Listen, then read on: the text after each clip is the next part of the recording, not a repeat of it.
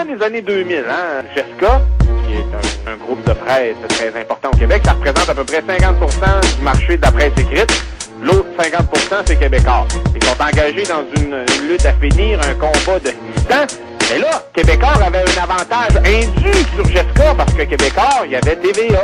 Ça fait qu'il était capable de combiner presse écrite puis presse télévisée. Fait que là, Jessica se disait, ben, comment faire pour réussir à combler ce déficit-là par rapport à Québécois? Ils se sont dit, ben, on a des bons chums, nous autres, à Radio-Canada. Radio-Canada, c'est contrôlé, c'est noyauté par les libéraux, c'est toute notre gang qui est là. Fait que, entendons-nous donc pour partager nos ressources. Puis en 2001, ce qui est arrivé, c'est que là, ils ont signé une entente secrète. Stephen Harper est arrivé au pouvoir, mais que là, il voulait montrer qu'il était un gouvernement propre comparativement à la gang des libéraux de Chrétien et Martin qui avaient trempé jusqu'au cou d'un commandite, etc. Radio-Canada permettrait aux chroniqueurs genre Marie-Salle et puis Pratt et compagnie de venir faire leur tour sur les ondes publiques pour vendre leur salade qu'ils écrivent dans le journal La Presse, entre autres. Première nouvelle que j'ai de ça, la responsable me dit, ben, on a perdu cette entente-là. J'ai dit, comment? J'ai dit, prenez-vous pour un fou, là, vous avez perdu un contrat lié à une société d'État avec une des plus grandes entreprises du Québec qui est liée à l'Empire des Marais. Fait que là, la madame, elle me dit, ben là, on va quand même vous faire une fleur, nous allons partir à la recherche de l'entente secrète. Mais là, elle me dit, mais si vous voulez que je cherche, il va falloir que vous payiez 350$ pour chercher un document. Cette semaine, j'ai parlé encore avec les gens de Radio-Canada qui m'ont dit que maintenant, ma demande était rendue entre les mains des avocats de Jessica. Donc, c'est le privé qui va décider ce que le public va rendre public. Une autre collaboratrice qui m'a appelé pour me dire, mais là, monsieur Bourgeois, c'est quoi exactement la demande que vous voulez? Parce que là, j'en ai deux entre les mains.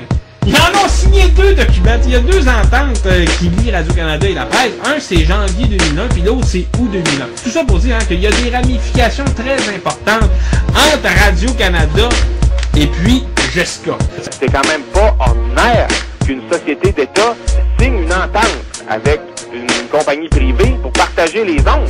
Hein? Puis là, la dame qui m'a rappelé pour me demander laquelle des deux ententes que je voulais, ben, elle m'a lu des bouts des deux au téléphone. Puis hein, c'était Radio-Canada et Jessica partagent des objectifs communs. Alors nous allons mettre nos ressources en commun pour mieux atteindre ces objectifs-là. Pour vous montrer un peu qu'est-ce que c'est Radio-Canada, on va parler du dossier que j'avais fait en 2006. On va parler des administrateurs. À l'époque, c'était Rabinovitch qui dirigeait le conseil d'administration de Radio-Canada. Rabinovitch, ça, c'est une créature des Bronfman. Il a travaillé pour Claridge, puis avec les Dassault, puis... C'est tout organisé pour qu'on comprenne pas. Quand ils ont nommé Rabinovitch à la tête de Radio-Canada, je m'excuse, mais j'ai été le seul à écrire un article à dire qui est M. Rabinovitch. Il n'y a pas un esti, c'était pas compliqué à faire, c'est lui qui cherchait. Il n'y a pas un esti de journaliste qui a écrit là-dessus. Rabinovitch, il était trésorier de la fondation Bronfman. C'est lui qui blanchissait l'argent sale des commandites qui passaient par Bronfman à Chicago. C'est une ordure s'il nomme président de Radio-Canada. La TV, tous les estis de médias sont contre nous. Alors, ils nous montrent jamais rien, les estis de bâtards. Tosse-toi le pouilleux, t'es sur le terrain de la compagnie. Private property. No trespassing. À l'époque, je parlais de Kuldip Rai Saï. C'est un Indien d'Inde. Pour première des choses, il faut savoir que Saï, ça, c'est un ancien membre du Conseil pour l'unité canadienne.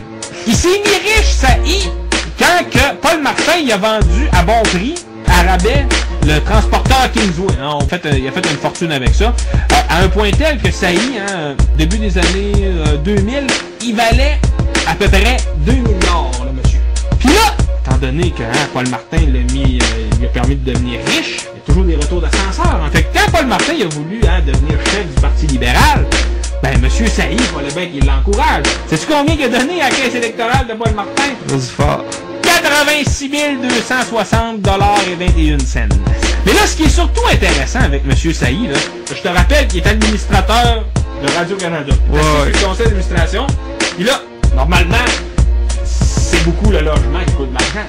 Ça coûte cher, ça, loger. Le bonhomme Saïd, lui, en plus, il fait aussi dans l'immobilier. Ben, tu sauras, mon cher ami, que c'est lui qui possède les locaux où est situé Radio-Canada, ici à Ottawa. Sous le conseil d'administration, il y a aussi une dénommée Joanne Brunet. Elle a des compagnies, elle a Distraction Format, elle est actionnaire là-dedans. Là. Distraction Format, Viva Vision Incorporée, DDI Télévision et compagnie.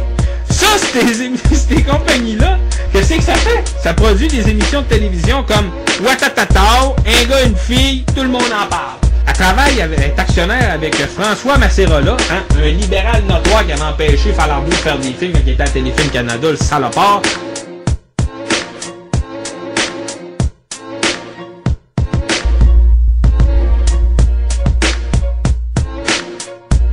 Ensuite, il y a aussi sous le conseil d'administration une dénommée Yasmine Girage. Puis elle a une compagnie qui s'appelle Acrodex. Ça, c'est des systèmes de gestion informatique et tout ça. Puis fournissait des systèmes de gestion informatique, entre autres à la Défense nationale. Tu sais, ça, quand tu commences à rentrer des systèmes informatiques, c'est payant. Puis la dame Girage, elle faisait des affaires aussi avec Crimson Logic. Ça, c'est une compagnie d'Asie. Puis là, on retient bien le nom. Parmi les partenaires de Crimson Logic, on compte la CETIC. CETIC Industrial Bank. Ça, c'est le groupe CETIC. Ça veut dire exactement China International Trust and Investment Corporation. Ça fait dans le trafic d'armes. Ça a été fondé dans les années 70 par le gouvernement communiste de Deng Xiaoping. Puis ça collabore de près avec qui? Desmarais. Power Corporation. Pourquoi? Que veux-tu que je te dise? Je suis capitaliste.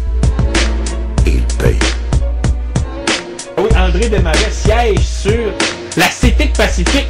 Puis sur la CETIC Total, Brian Mulroney. Il siège là.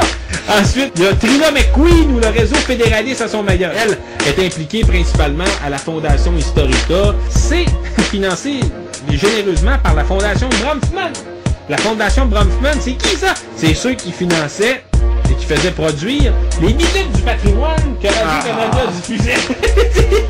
Après ça, t'avais Peter Herndorf, ou Comment acheter des Québécois. Bon, lui, il siège sur la fondation Natishin. Puis Natishin, ça, c'est à peu près comme la fondation Historica.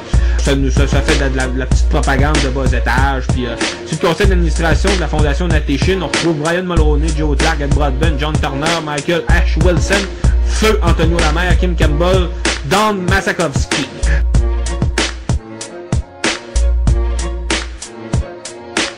Mais ce qui est le pire, si tu fies sur le conseil d'administration du Canada, ben tantôt je te parlais de Robert Rabinovich. Puis Rabinovich, ça c'est Claridge. Claridge, ça c'est comme la fiducie des Bronfman, c'est ça, tu sais, ils se font toutes sortes de compagnies pour faire croître leur richesse puis leur portefeuille et tout ça.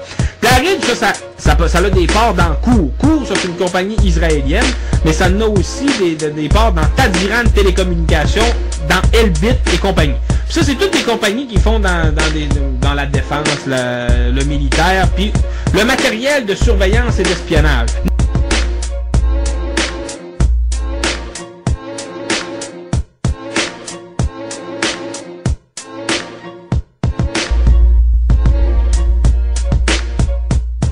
Mesdames et messieurs, bonsoir. Fini la non-ingérence, non-indifférence. Le président français Nicolas Sarkozy a redéfini les relations de son pays avec le Canada et le Québec dans un discours où il a montré sa préférence pour un Canada uni.